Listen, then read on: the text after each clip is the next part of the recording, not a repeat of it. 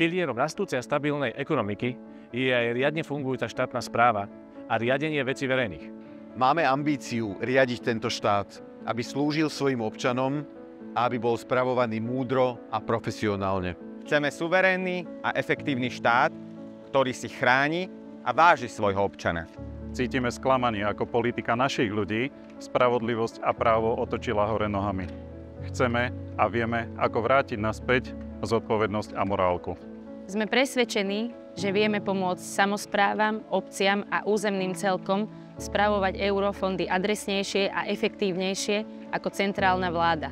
Chceme byť aktívnym a právoplatným členom Európskej únie, ale naše národné hodnoty a suverenitu v oblasti podpory rodiny a manželstva jedného muža a jednej ženy si nedáme. Čelíme problémom s nedostatkom pracovnej sily, spôsobeným odchodom zvlášť mladých ľudí do zahraničia. Preto pripravujeme také opatrenia, ktoré pomôžu vygenerovať pracovné príležitosti, s ktorými ako krajina budeme zas a znova úspešnými.